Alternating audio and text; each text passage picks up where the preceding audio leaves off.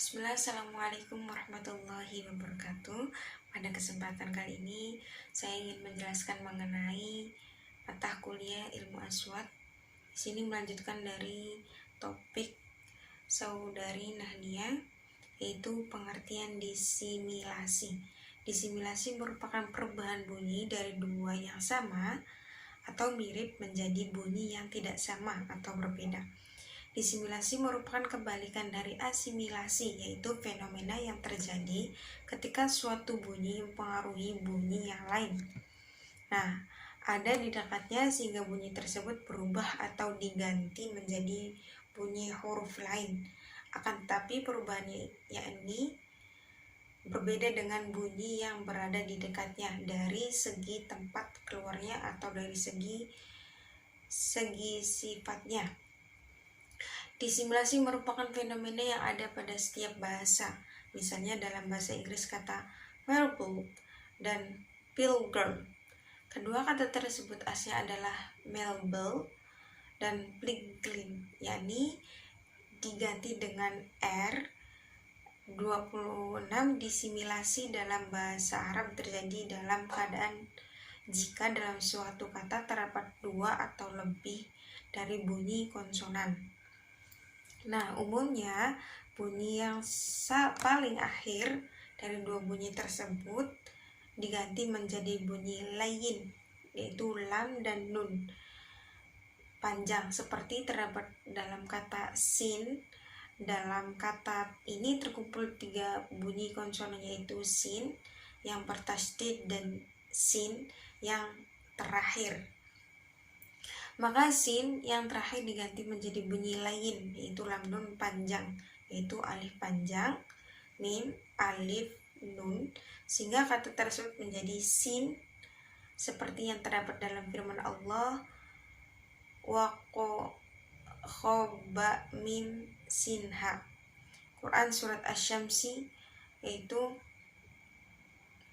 sebagaimana yang ditemukan oleh Badri 84/85/1952 Masehi mengenai contoh-contoh disimilasi ini terdapat pada kata tasajaro dan tasaji. Nah, di sini juga terdapat unsur-unsur disimilasi. Yang pertama, bunyi yang mempengaruhinya, yaitu bunyi konsonan atau vokal yang mempengaruhi bunyi lain, baik yang terletak sebelum atau sesudahnya, dan menyebabkan bunyi yang dipengaruhi itu berubah, baik berubah sifatnya ataupun tempat keluarnya. Kemudian bunyi yang dipengaruhinya yaitu bunyi vokal dan konsonan yang berpindah makhraj atau sifatnya yang disebabkan oleh pengaruh bunyi yang mempengaruhi.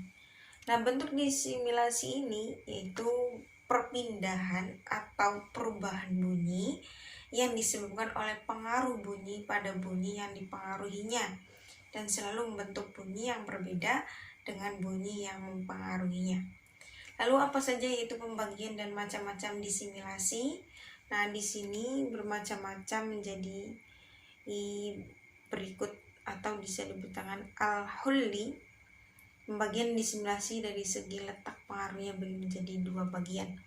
Nah, yang pertama yaitu disimilasi progresif. Itu disimilasi yang mana bunyi yang berbeda di belakang mempengaruhinya bunyi yang ada setelahnya sehingga berubah dan berbeda dengan bunyi yang mempengaruhinya. Yakni perubahan ini terletak di depan. Bunyi sebelumnya mempengaruhi bunyi huruf sesudahnya. Seperti contoh dalam kata lakabana, kabala.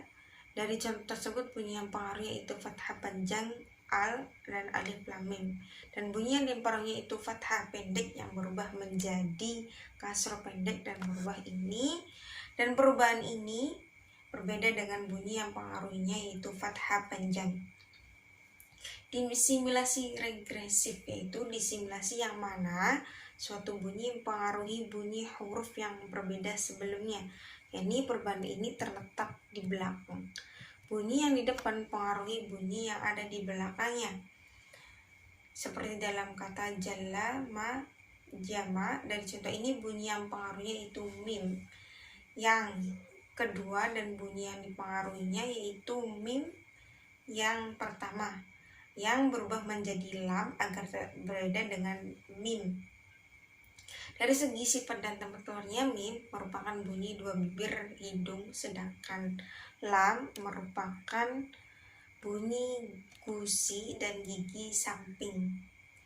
Pembagian disimilasi dari segi jarak antara bunyi dan pengaruhnya dengan bunyi yang dipengaruhinya itu disimilasi langsung, disimilasi yang mana bunyi pengaruhnya berdekatan langsung dengan bunyi yang dipengaruhinya, seperti dalam kata ikhlas ya.